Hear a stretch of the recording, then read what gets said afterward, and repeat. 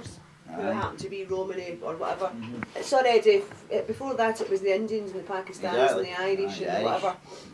African, Caribbean, whatever, you know, and now it's this whole... Where I came from, it was just all white people, and then when I remember coming here because my friend lived here, and I felt like I walked into a different country. It's what it is, I must admit, I don't like this expression, but I'm going to use it because it's the only way I can think of it. It is spot the white man here, but it's no, I don't feel that way. I was born and raised here. And saying that, if you're saying spot the white man, spot the ethnicity, because you could be white but you're white European, you know what I mean, or you're Slovakian. I had an argument with my boy, I save up prayer mats and I was saving up.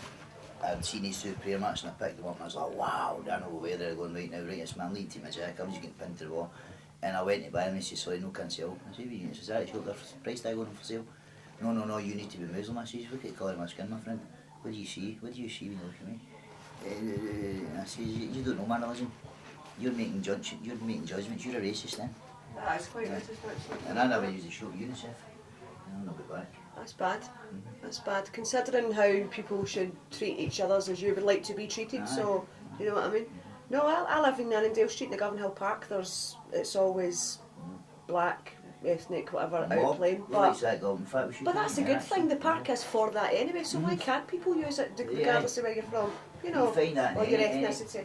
You find that in any park with lots of the ethnic community. They utilise the swing parks, the tennis courts, the swim bars, which they will do that. Because they use them for what they're for, unlike some people who use them to sit about and drink. You see the state of that park, Govanhill Park? If you're going to do your documentary, have a look. Govanhill Park is an absolute midden. The council... Is that the one down the back of it? Yeah, the one down. The council spent quite a bit in the summer tidying it up, and they were out picking up the litter and getting rid of the shrubs and it was immaculate.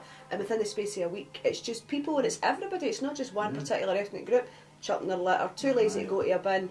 But it's also combined with the council not doing an uplift properly, because they've got big signs up who's letting their dog foul, but you got to put it in the bin's full. So what you meant to do? You know, if it was all kind of coinciding, then you know, but it's honestly, and it's a lovely park. It's a great big bit of greenery. It's for the wains, the football pitch. You know, community is what parks are all about.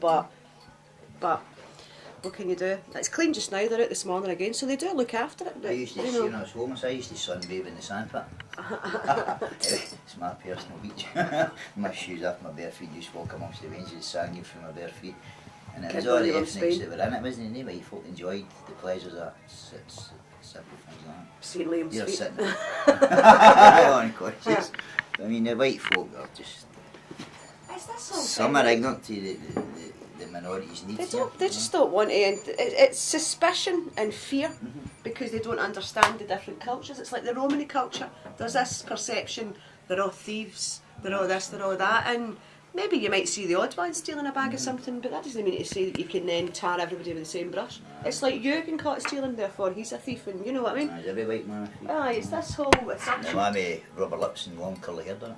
Yeah, exactly. Which isn't helped by the news and the media either, because Govanhill, they love to slay it, you know what I mean? Govanhill's crime-riddenness. I don't think I could stay anywhere else with my mindset at my present moment in life. I don't think I could live anywhere else. I think Govanhill's a great wee community, especially now that the baths are back open, the programmes are running, the charity shop, the different volunteers, they're bringing all sorts of communities together. You have got all sorts in Govanhill for the community.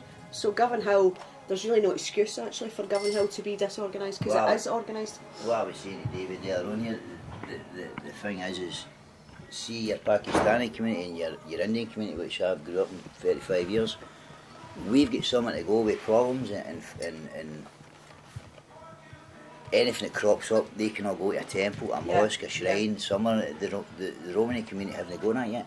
All they've got is gangmasters.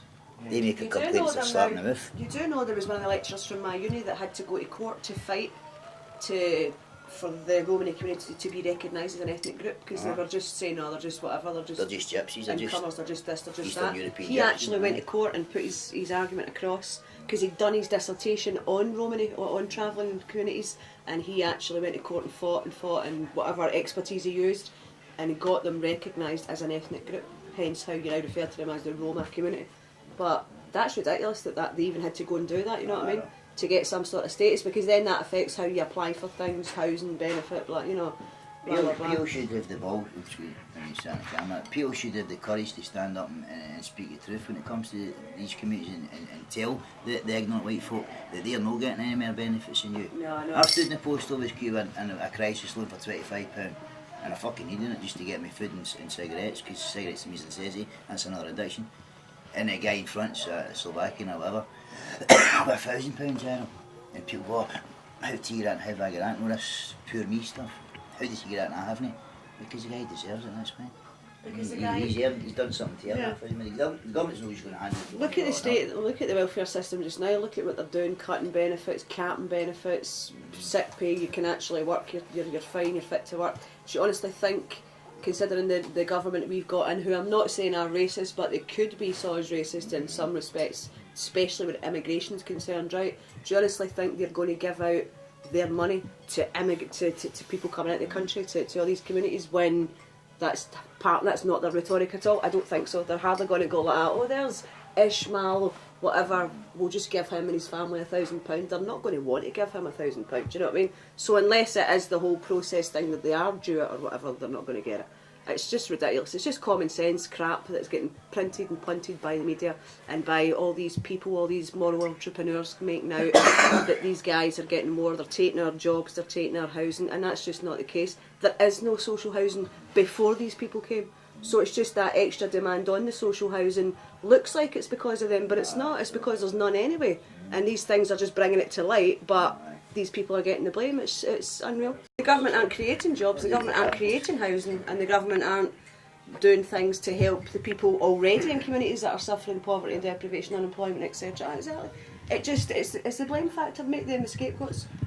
There was question time 2 weeks ago, there was some Tory MP, Conservative MP talking, and the guy made out that he'd spoke to some expert that day who works in the housing and whatever, and he was saying how immigrants come over and they get houses straight away like that. It was talking about this, you know, these plans to cap benefit, and they're talking about social cleansing because certain families won't be able to afford middle class areas, etc. So it was this whole debate, this is what it centred, and a guy was in the audience who worked for a housing organisation in London, in one of the boroughs that's quite a lot of immigrants, whatever, and he actually said to the guy, do you know, he went, you're talking rubbish. He says, I work in housing, I'm whatever position. He says, and that's not the case at all.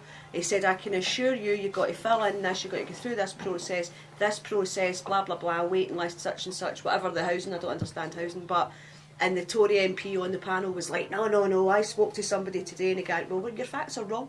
He went, I'm telling you, you're wrong. He says, I work in the industry. Then somebody else piped up, and before you know it, this poor Tory MP was like, you know, trying to... But that was the kind of crap he was coming out with, which is what the public then believed. They're stealing our hussies, and it's just not true. Where are they getting them? I was a bus there for 12 years. Where are they getting these people? Who's your day in fucking Springburn and the Redwood Flats when you stay there? I don't think so. You're Round there, like 10 minutes round there, but it's all getting decanted and done up and all the rest of it because it's a mess, you know what I mean? Which I went to Sight Hill. I was a taxi driver at the time. I left the bus and I was doing hires up in Sight Hill. You had to go in a police car.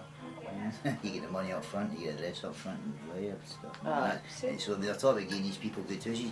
There's no white man staying in Sight Hill. And then there's the two guys you know that you were talking about yesterday.